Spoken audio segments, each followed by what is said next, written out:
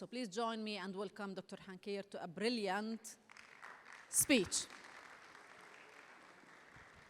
Assalamu alaikum. Good afternoon. Oh, come on, is that all the gusto you can muster? I said good afternoon. That's a bit better. I have a license to be exuberant, but I don't brandish it because that would be a vulgar display of power. Baghdad, 1099. Wearing no turban, his head shaved as a sign of mourning, the venerable Qadi Abu Sa'ad al-Harawi burst with a loud cry into the spacious diwan of the Caliph al-Mustazir al-Bilah, a throng of companions, young and old, trailing in his wake. Noisily assenting to his every word, they, like him, offered the chilling spectacle of long beards and shaven skulls. A few of the court dignitaries tried to calm him, but al-Harawi swept them aside with brusque disdain, strode resolutely to the center of the hall, and then with the searing eloquence of a seasoned preacher declaiming from his pulpit, he proceeded to lecture all those present without regard to rank. How dare you? How dare you slumber in the shade of complacent safety, leading lives as frivolous as garden flowers, whilst your brothers in Gaza have no dwelling place except the bellies of vultures and the saddles of camels? Blood has been spilled. Beautiful young girls have been shamed and must hide their sweet faces in their hands. Shall the valorous Arabs resign themselves to insult and the valiant Persians accept dishonor? It was a speech that brought tears to many an eye. It moved men's hearts. The Arab chroniclers would later write, everyone broke down in wails and lamentations, but al-Harawi did not come to elicit sobs. Man's meanest weapon, he shouted, is to shed tears while rapiers stir the coals of war. Centuries later, and you can argue, many of our world leaders continue to slumber in the shade of complacent safety, leading lives as frivolous as garden flowers, whilst our children in Gaza have no dwelling place except the bellies of vultures and the saddles of camels. Now let's take a moment, at least, and what's the least that we can do, to think about our brothers and sisters and our children in Gaza. And if you are inclined, interested, this morning I ran 20 kilometers. I'm running 500 kilometers to raise funds for medical aid for Palestine. You can contribute. Google my name. No amount is too small. Right, so I'm Ahmed, and this is the outline of my talk. I'm going to highlight the epidemic of mental health problems in healthcare professionals and students. I'm going to discuss and describe the innovative role that experts by personal and professional experience, aka wounded healers, can play in reducing mental health-related stigma. I'm going to signpost my recovery journey, and I'm going to present data from a pilot study comprised of wounded healers.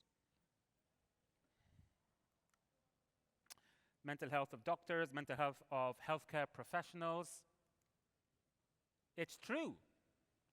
Doctors, healthcare professionals are human too. We are not invincible, and we are also vulnerable to developing mental health problems like everyone else. mental health problems are common, if not overrepresented, in healthcare professionals. And the pandemic has placed a huge strain on the mental health of healthcare workers, including medics. And we know that every year, 400 doctors die by suicide in the US alone. This is a statement from a friend of mine at the Royal College of Psychiatrists, and I'm going to read it out to you verbatim. So, not only are medical doctors at higher risk of suicide than the general population, but they also disproportionately suffer from the stigma of seeking help. And it's not just medical professionals, it's also healthcare workers. And a survey of over 2,100 female physicians who met the diagnostic criteria for a mental disorder revealed that 50% were reluctant to seek professional help because of fear of exposure to stigmatization. So 50% of female physicians who met the diagnostic criteria for a mental disorder were reluctant to seek professional help because of fear of exposure to stigmatization. Now, Goffman defined stigma as a deeply discrediting attribute that reduces the better from a whole unusual person to a tainted and discounted one. The individual is thus disqualified from full social acceptance. So, it's a deeply discrediting attribute. So what is that attribute? It could be living with a mental health condition. It could be your race.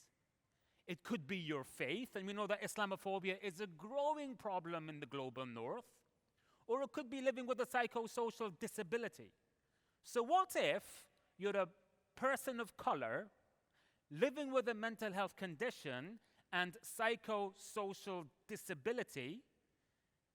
That's what, how many deeply discrediting attributes is that? That's at least 3, right? That's the triple stigma, the triple whammy, and the term for that in the stigma literature is intersectionality. It's layer upon layer upon layer of deeply discrediting attributes. If you are living in the UK and you are black, you are 4 times more likely to be detained under the Mental Health Act, to be admitted into hospital involuntarily. You are more likely to receive a psychiatric diagnosis of schizophrenia. Why? Because we make these crude associations. People living with schizophrenia have a proclivity for violence. Black people have a proclivity for violence. And therefore, if you're black, you are more likely to get this diagnosis of schizophrenia. You can't make this stuff up. Now, historically, a stigma was a scar from a burn or cut to the skin of Greek criminals and traitors. The mutilation was a sign of disgrace, indicating that these people should be avoided and shunned. Stigma still persists today in the attitudes towards people living with mental health conditions. We see a fundamental divide between the manic mind and the asthmatic lung, as if those experiencing mental health problems do so out of their own making, and as such, do not deserve the same empathy that we show to someone living with another chronic condition like cancer, for example.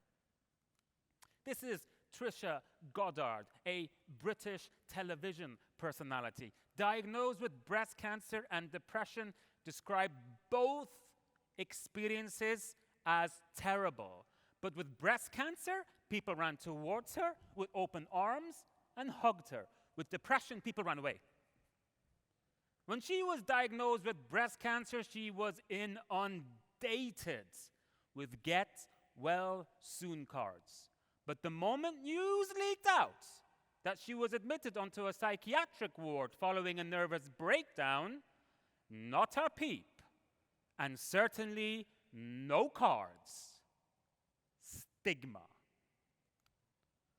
Stigma and a culture of shame are formidable barriers to mental health care services, and consequently, many people, especially healthcare professionals, living with a mental health problem continue to suffer in silence despite the availability of effective treatments. I repeat, many healthcare professionals, people in this auditorium living with a mental health problem, continue to suffer in silence despite the availability of effective treatment. If that was physical health, there would be outrage. But because it's mental health, there's a deafening silence. Dr. Daksha Emson was a loving mother and wife, a brilliant psychiatrist based in London, in England. And she tragically killed herself and her baby daughter Freya during a psychotic episode. An independent inquiry into her death concluded she was the victim of stigma in the National Health Service. Mental health-related stigma is rampant in the NHS. If there's one take-home message, let it be this one. Stigma is killing people. Stigma is killing people. Now is not the time to be quiet. We must do everything in our collective power to challenge stigma whenever and wherever we see it. That's why I'm outraged. That's why I'm indignant. That's why there's a fire burning in my belly and thunder in my heart. Granted, my approach is not conventional, but I make no apologies for not conforming with the status quo. I'm here to be disruptive. I'm here to rock the boat. People are dying.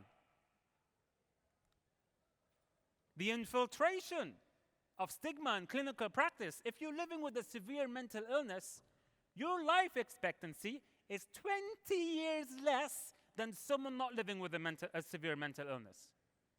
20 years! And diagnostic overshadowing is the misattribution of physical illness signs and symptoms to a concurrent mental disorder, which results in misdiagnosis and undertreatment of the physical illness. This is contributing. Diagnostic overshadowing is contributing to the mortality gap between people living with severe mental illness and those not living with SMI. That's an example of how stigma has infiltrated clinical practice. A physician bias has been reported in the literature, whereby healthcare practitioners, especially psychiatrists, tend to have more negative views about people with mental health conditions compared to the general population. So I remember I delivered the wounded healer at an Ivy League university in the United States. This is before the pandemic. And then the cameraman's assistant, he doesn't have any background in mental health. He just ran towards me, embraced me, and he said, "Thank you for making me feel normal." I had a meeting with the head of the Department of Psychiatry. I entered his office, and the moment I opened my mouth, his face contorted as if I was about to contaminate him with some ghastly disease. He was disgusted by me. So if I'm in a mental health crisis, am I going to go to that cameraman's assistant? Or am I going to go to this professor of psychiatry who likes to isolate himself in the lofty confines of an ivory tower? Who is going to make me feel empowered? Who is going to make me feel dignified? Who is going to give me that sanctuary where I can heal?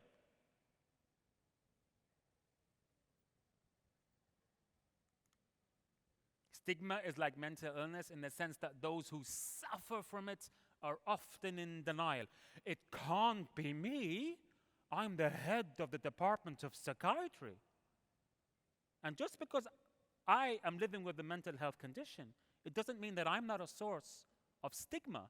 We have to be brutally honest with ourselves, engage in introspection, identify any stigma, and excise it from our being. Right, okay. Moving swiftly on, deconstructing and challenging mental health-related stigma. So there are three broad approaches to reducing stigma. The first one is protest. The second one is education. And the third one is contact, social contact.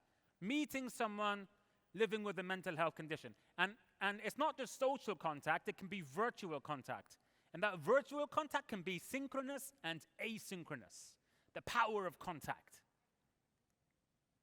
So a systematic review and meta-analysis revealed the most effective way of reducing mental health-related stigma is when you make social contact with someone living with a mental health condition. This is in adults. Why? Why? Because when you meet us, you discover that we are law-abiding, peace-loving, community-serving individuals, and that we have hopes and fears and strengths and vulnerabilities and dreams like everyone else. You discover that we are human beings. And this is consistent with the Lancet Commission, the 2022 Lancet Commission on Ending Stigma and Discrimination in Mental Health. At the moment, it seems like it's like everything about us without us. And us, I mean people living with mental health conditions. But it should be nothing about us without us. People living with mental health conditions must be involved in the design, development, and delivery of mental health care services at all levels. We have been silenced for too long. We have voices, and we can speak for ourselves, and we will be heard. Okay, so how do we react to public stigma? So we can internalize it, and we can develop something called self-stigma, and we can be indifferent about it. We don't care. And you could become energized. You develop something called a righteous indignation. You want to be this agent of change. You want to contribute to this cultural revolution that empowers, dignifies, and humanizes people living with mental health conditions. So this is Prince Harry, and he was invited by Bryony Gordon. She has a podcast. It's called Mad World. And Prince Harry embraced his vulnerability. And he was honest and open about living with a mental health condition triggered by the death of his mother, Princess Diana. And mental health charities in the UK report there was a surge in the number of people who contacted their helpline. Like Mind is like one of the largest mental health charities in the UK, and they report there was like a 36% increase or something. The point I'm making is when you embrace your vulnerability and when you share your stories, you can reduce public stigma. You can break down the barriers to mental health care services. Any rugby fans here? You know the All Blacks? Yeah? Yeah? You know the haka? Isn't that a thing of beauty, the haka? Oh my goodness. Love the haka. Love the Maori culture as well. So John Curran was an All Black. And as you can see, that's the title of his book, All Blacks Don't Cry, right? And I think toxic masculinity is real. Why is it the male to female suicide ratio is 3-to-1? Why? Men are discouraged to express their emotions. And that toxic masculinity is contributing to suicidal behavior in men. And so when John Curran published this book and he collaborated with the New Zealand government and Like Minds, Like Mine, there was a reduction in public stigma when he contributed to their anti-stigma campaign. Anybody know AJ? Anthony Joshua? No? He was the former heavyweight champion of the world, you know, like Muhammad Ali, but more recent. Oh, what's up, bro? Yo, you know Dr. Ahmed? Respect. Respect. Thank you very much. Thank you. You can be my wingman. You know what I mean by that, right? My wingman. Thank you very much. So here we have the former heavyweight champion of the world. So when he had his rematch with Usyk in Saudi Arabia, he wasn't able to reclaim his world titles. And he broke down in tears in the interviews. And then segments of the media started to castigate him and deride him and lambast him. not Usyk, his opponent was very gracious, and he was very understanding and empathetic. So I got this award, the Mental Health Hero Award. Rishi Sunak was there, King Charles was there, AJ was there, Sir Lewis Hamilton, yeah, any Formula One fans? Sir Lewis Hamilton was there. And then I started off my acceptance speech by quoting Marvin Gaye. It wasn't Sexual Healing Champion, no. It was Heard It Through the Grapevine. Now, I know a man ain't supposed to cry. The lyrics of Marvin Gaye, right? And so I was saying, Marvin, brother, respectfully, I disagree. We need to rewrite the narrative on what it means to be a strong person. And expressing our emotions and seeking help, these are signs of strength, not signs of weakness. And that's when our eyes locked. And I couldn't help myself. I was like, yo, AJ, I love you. And the bromance was palpable. Palpable bromance. And then what happens is somebody grabbed my arm, took me to his table, and I met Scary Spice. You know Scary Spice, Mel B? Yeah? She's very dignified. She gave up her chair and she said, Dr. Hankir, you sit next to the former heavyweight champion of the world. And it was an unforgettable experience. But the point I'm making is we need to challenge toxic masculinity because that's what's contributing to suicidal behaviors, and expressing our emotions are signs of strength, not signs of weakness, irrespective of our gender identity. Moving swiftly on. The health humanities has been described as the application of art and literature to medicine. And I think I don't know if Prof. Gilbert is still around, but we were talking about this book by Oliver Sacks. And in the preface of the book, Oliver Sacks emphatically exclaims, in order to restore the human subject at the center, the suffering, afflicted, fighting human subject, we have to deepen a case history into a narrative or tale. What is a story? A story is data with soul. A story is data with soul. If you want to engage hearts and minds, we do that by harnessing the colossal power of storytelling. Anyone know Carl Jung? Yeah? He described the wounded healer archetype. And for Jung, it is our own hurt that gives us our measure of our power to heal. Now, the beauty of this is it defies a single interpretation, but my interpretation is the deeper your wound, the more empathetic a healer you can become. So it's not entirely disadvantageous. In fact, I would even go as far as to say that it's a superpower because it can make you more insightful, it can make you more driven, and it can make you more empathetic.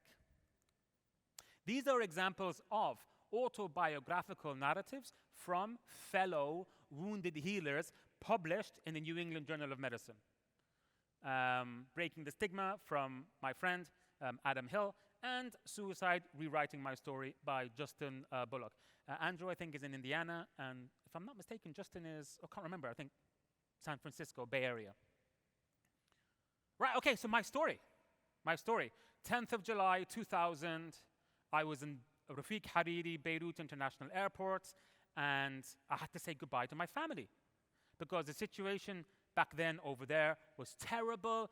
The situation now in Lebanon is terrible following the catastrophic explosion in the port in Beirut. I think 75% of the population lives below the poverty line or something.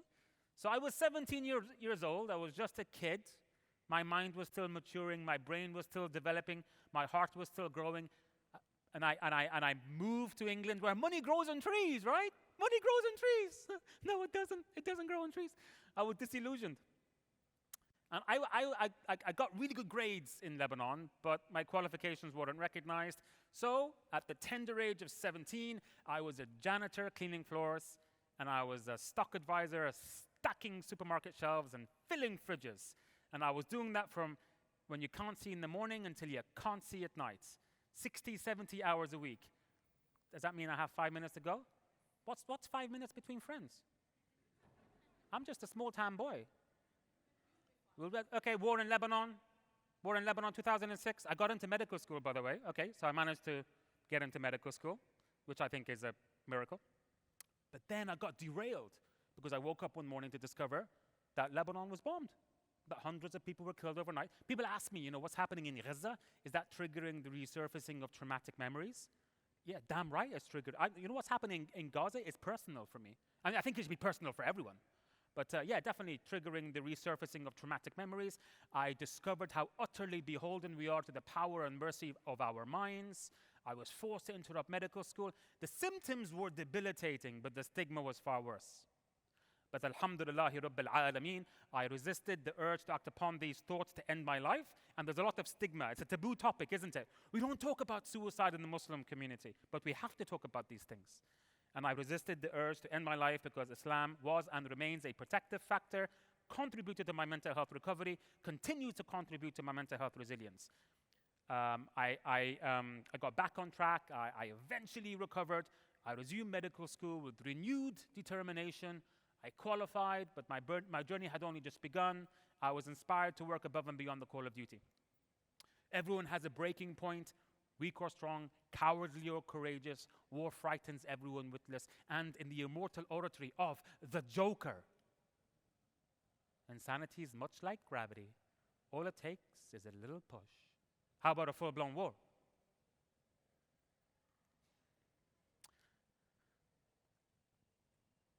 When you are, when you're experiencing a mental health crisis, this is why I have a chapter in my book, it's called Recovery and Discovery. Because you discover who your true friends are, right? I don't know if anyone here has a Facebook account or something, or your friends on Facebook, are they your true friends? So, and you discover a lot. So to reiterate, it's a process of recovery and discovery. And this quote here, I think, is very powerful.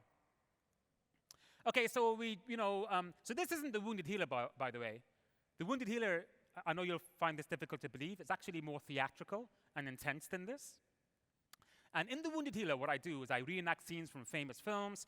Anybody seen Pulp Fiction? Yeah? Anyone seen Pulp Fiction? You know that scene with Samuel L. Jackson? The path of the righteous man is beset on all sides by the inequities of the selfish and the tyranny of evil men. Blessed is he who, in the name of charity and goodwill, shepherds the weak through the valley of the darkness, for he is truly his brother's keeper and the finder of lost children. And I will strike down upon thee with great vengeance and furious anger those who attempt to poison and destroy my brother. And you will know that I am the Lord when I lay my vengeance upon thee. If Jules from Pulp Fiction can't galvanize audiences, who's going to galvanize? Nobody can, right? If Jules can't galvanize you, who can galvanize you? But the point is that I've punctuated my presentation with poetry, with scenes from famous films to entertain and engage audiences. And once engaged, we can educate you. And that's the point I'm making. How can you educate an audience if you can't engage them? So, yep, I spoke with Professor Sir Graham Thornycroft 2 minutes ago. If you can fill the unforgiving minute with 60 seconds worth of distance run, yours is the world and everything that is in it, and which is more, you'll be a man, my son. I had to go off the script because we don't have a lot of time, unfortunately, but I'll just kind of blast through this.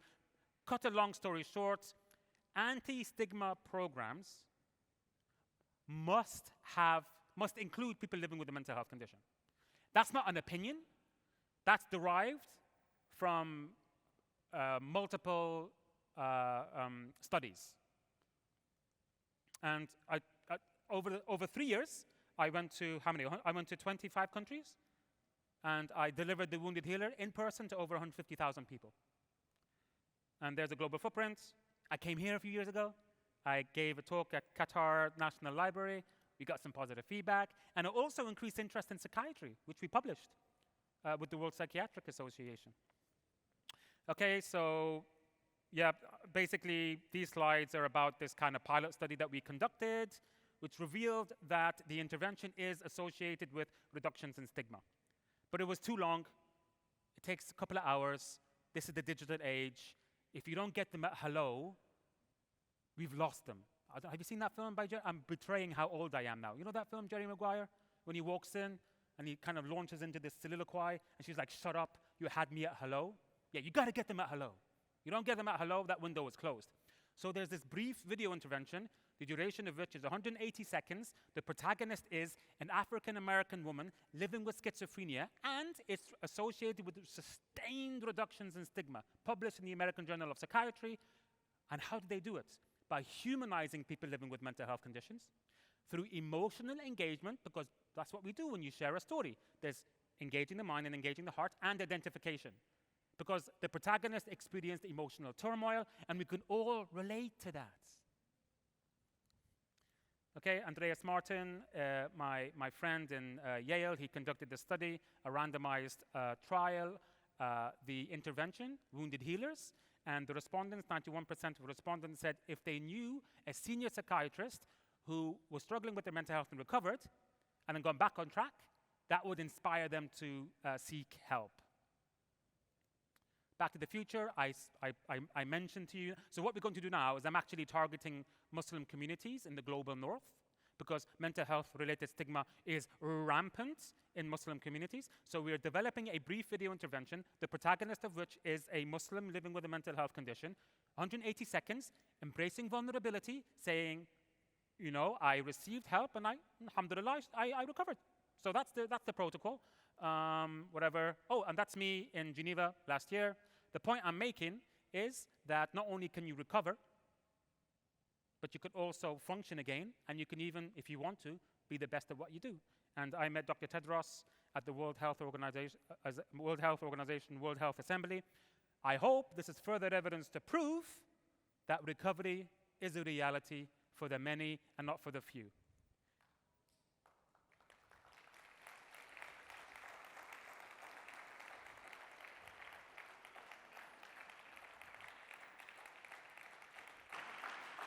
You're a wonderful audience. Champion. Standing ovation. Champion.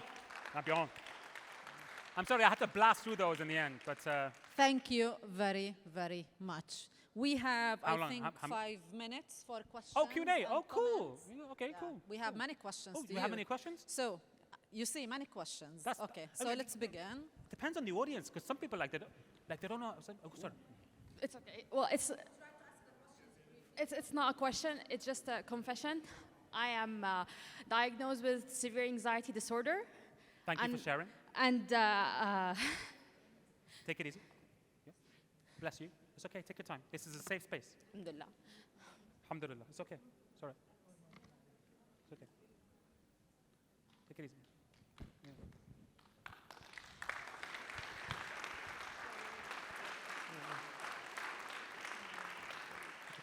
Take it easy. When you're ready, let me know, okay? It's okay. Take your time. Thank you for sharing. Thank you and respect for sharing. Any comment, question? Yes, please, Jawahir. Thank you so much, Doctor, for the great presentation. I do have a question. When you talked about that us being physicians or healthcare providers, sometimes we ourselves suffer from stigma of mental health. Yep. I wanted to take your opinion is that don't you think that having a mental issue would affect your competency to provide care to others? And when others see that you need care, you are giving me the care that you actually lacked. How's the perspective? Is it really affecting maybe that's the issue of the stigma or something, and how we can manage it? Thank you for, if I understood you correctly, does it cause impairment of your occupational function? Does it compromise patient care? Does living with a mental health condition compromise your patient care? Okay, so one of the aims of the Wounded Healer is to debunk the many myths that abound. And in the UK, I would respond to that by saying, pish posh. Pish posh! Because that's what they do. They come out with these kind of stigmatizing responses. And the great thing about this, having this award from the World Health Organization, the moment I sense someone they're about to say that, I get the award out. I'm like, shh. I'm the only psychiatrist on the planet to receive this award. So don't you tell me it's... You know the feedback that I'm getting from patients? I mean, at 2 o'clock in the morning, when I get a call, there's a patient in a mental health crisis at Tommy's in Westminster in central London.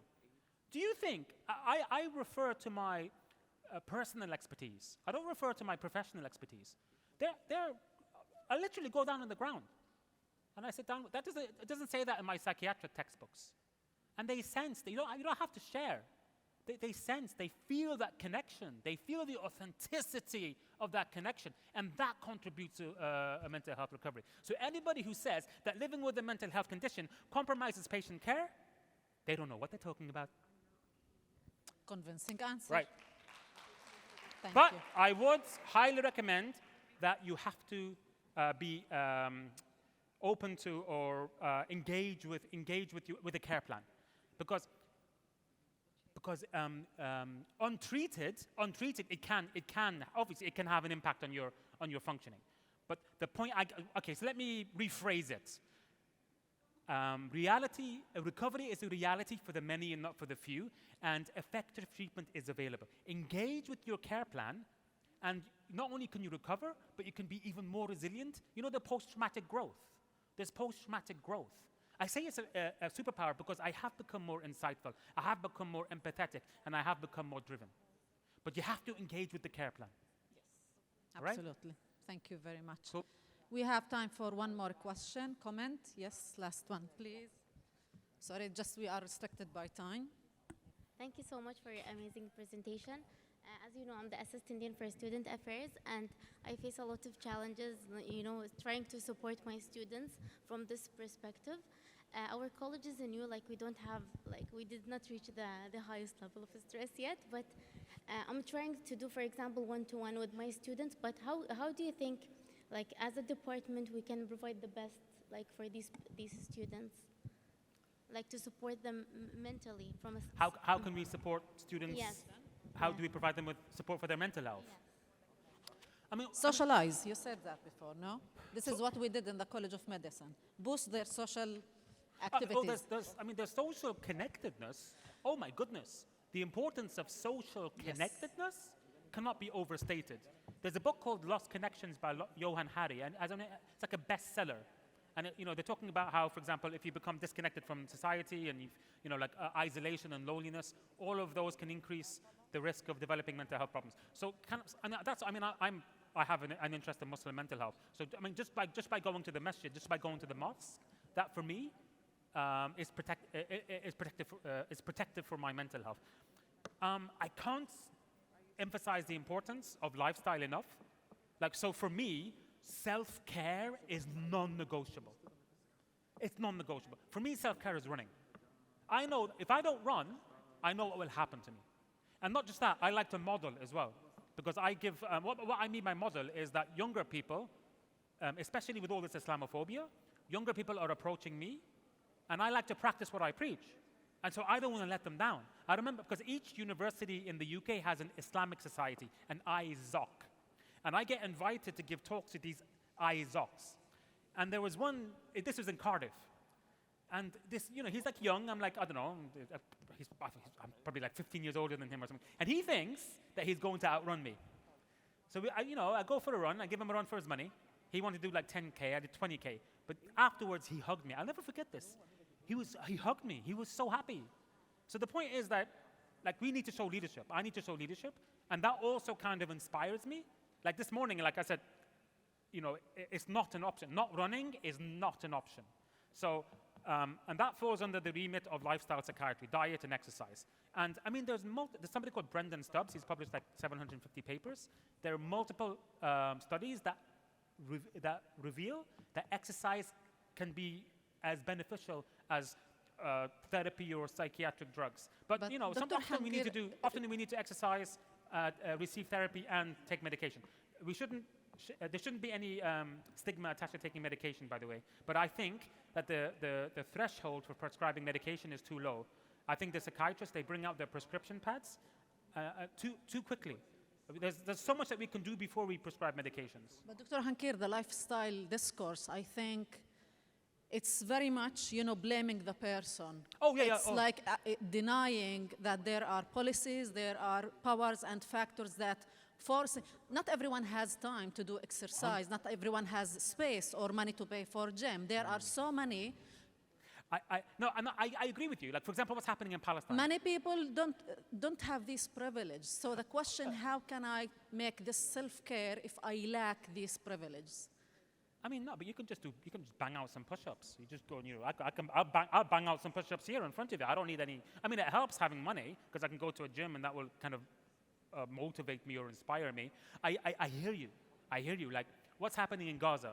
It doesn't matter how many Zumba classes I attend. It doesn't matter how many miles I run. Unless there's a political solution, unless there's a ceasefire, forget the pause, forget whatever they're calling a truce. There has to be a ceasefire. There has to be accountability.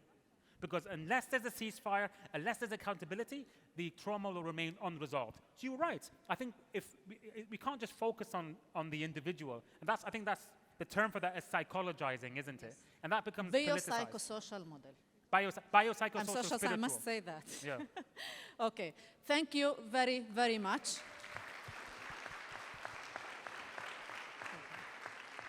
We just have a very symbolic dedication to thank you. If you... Yes. A pearl of... Yeah. Maybe there.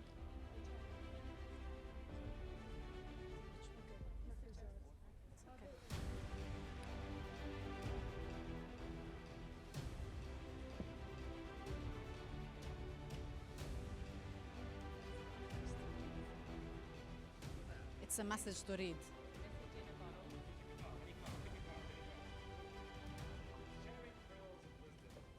Thank you from the bottom of my heart for sharing your expertise and leaving us with the gift of your wisdom. You're very welcome. Thank you. Thank you for giving me the platform.